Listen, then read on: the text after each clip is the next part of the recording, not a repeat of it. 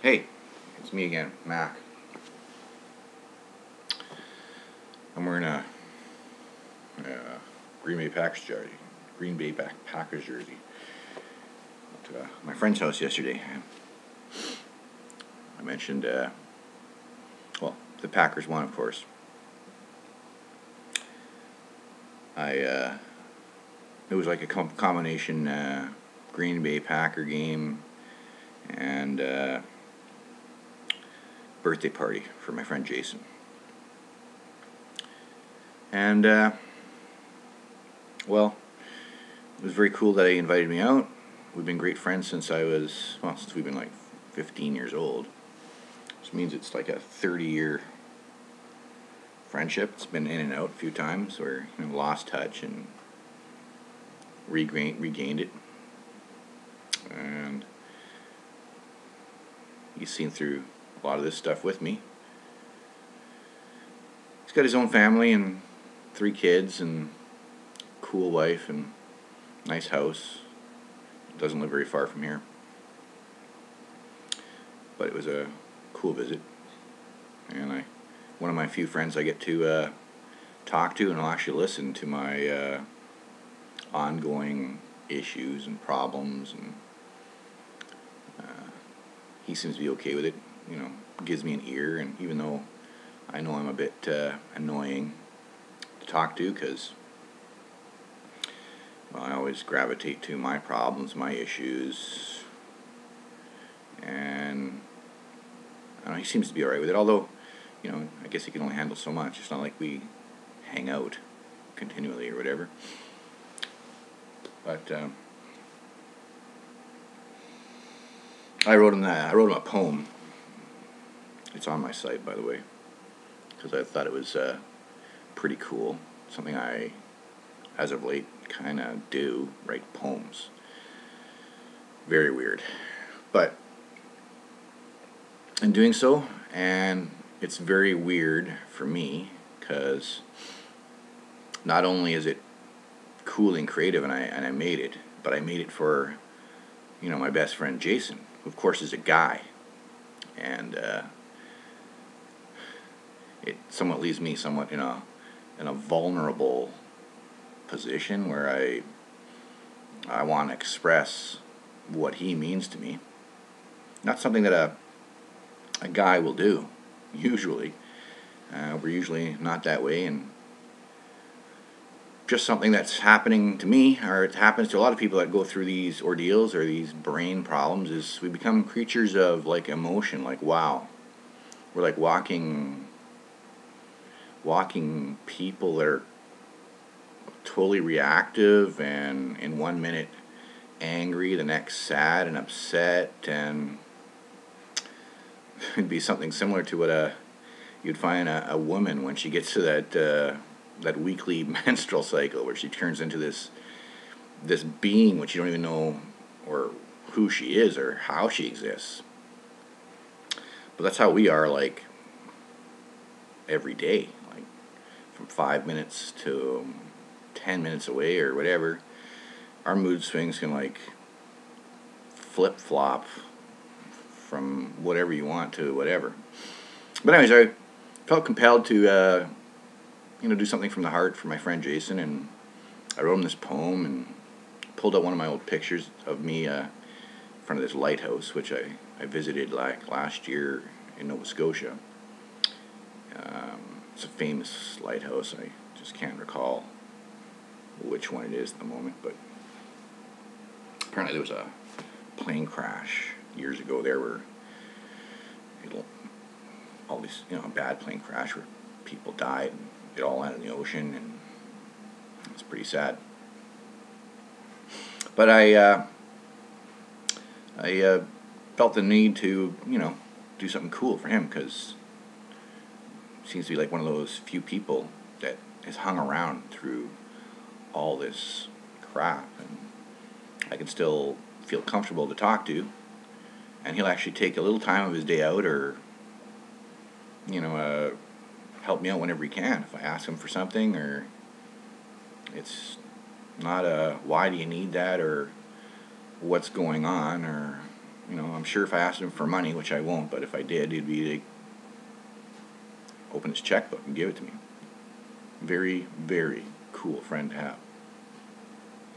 So there I am writing this poem, and it's all sappy and with heart, and I gave it to him yesterday with a bunch of golf balls, some high-end balls. I don't know anything about golf other than I've seen it and it's boring.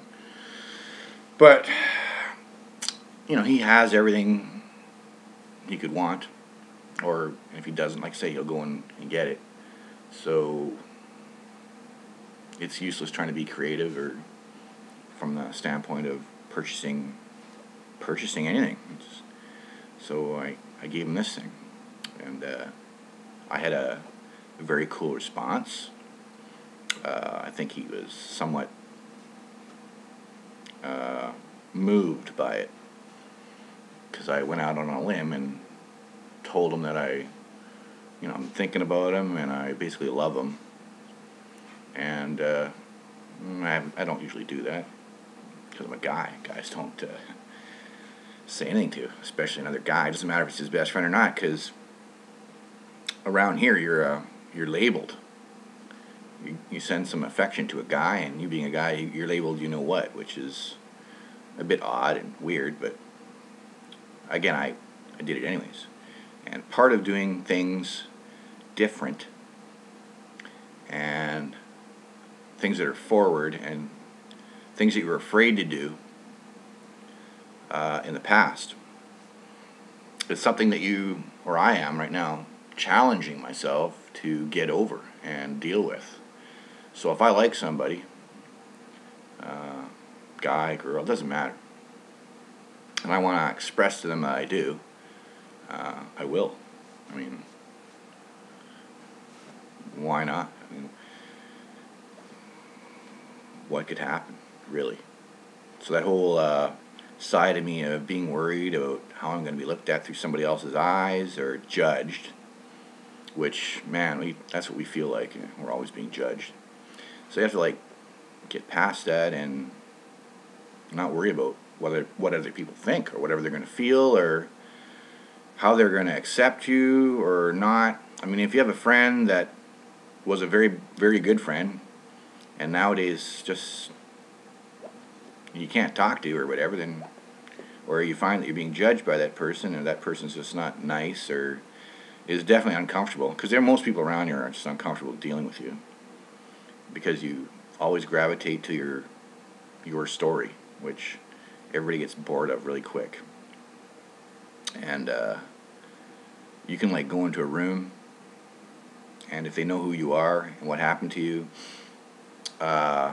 even if you go there with the intent of not saying anything that would bore them or re-engage that whole situation, you're going to find that you're going to sit there and say nothing because you're worried about re-engaging yourself in that uncomfortable conversation that nobody wants to hear, because you're going to either be repetitive or have a cracky voice or, I don't know, move your fingers, your hand around, because that's what you've learned to do since you got it going. The whole idea on how to get your hand moving is keep moving it, and you'll find you'll be doing it while you're sleeping, lying down, watching TV, do all these little exercises, because that's what you need to do to get your dexterity and full movement back.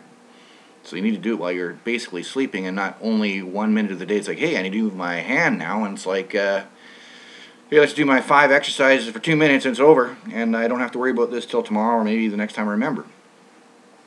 So you're in this room, you're engaging these people, and you're not saying anything. And what'll happen is, while you're enjoying your coffee and just listening in, it's totally acceptable. You're not getting involved in disrupting the conversation. People that know that you've had this issue or this problem will find any excuse under the sun to leave the room and leave you there with your coffee in hand, even though you're not doing anything. You're just trying to control yourself and rejoin the population of people. You realize you're not well versed, or you can't keep your thoughts or your responses being normal or keep anything on topic.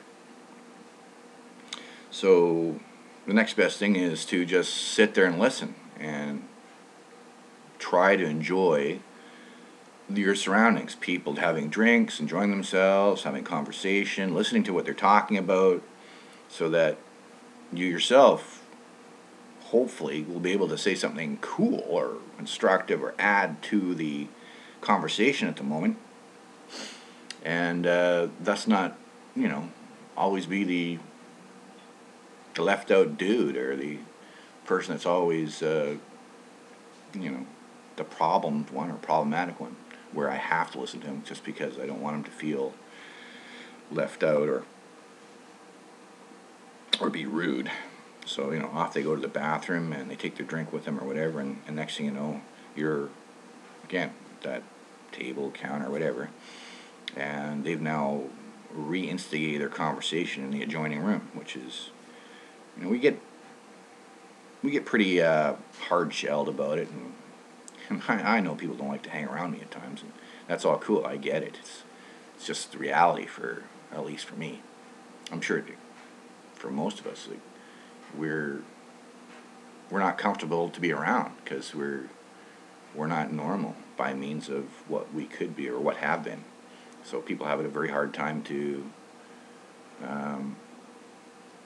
foresee us as normal at that moment and treat us as such, even though we do react, talk, and whatever, respond from various different angles with, our opinions are so weird because they're way out there, and again, we're all those emotional beings, and, when we get excited or engaged, we're so excited that we're like frothing at the mouth, like you have something exciting to say, and heck, it's not even about you, so you feel compelled to like belt it out and, contribute to the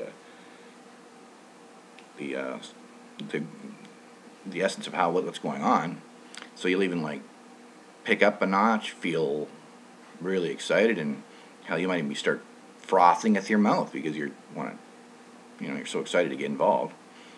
Because usually what we are is, creatures of isolation, and one of the reasons why that is because we find it so hard to rejoin into normal scenarios that everybody will get into, because everybody looks at us like so different, like we're aliens, whatever. So, and it was just a cool night when everybody left, and I heard the little stories because children and school day today, so everybody has to go to bed. And I myself didn't want to take any extra time. I said I'll finish my coffee, and it's on my way out, and my friend invited me back, and it was a very warm moment where he wanted to talk to me, and he tells me at point blank now, as also a caring friend, that I can always go before him and we can talk. Even I explained that I don't want to keep telling you the same thing because it's not comfortable. And it was very cool that he said, man, we're always been friends, and you can come talk to me at any time.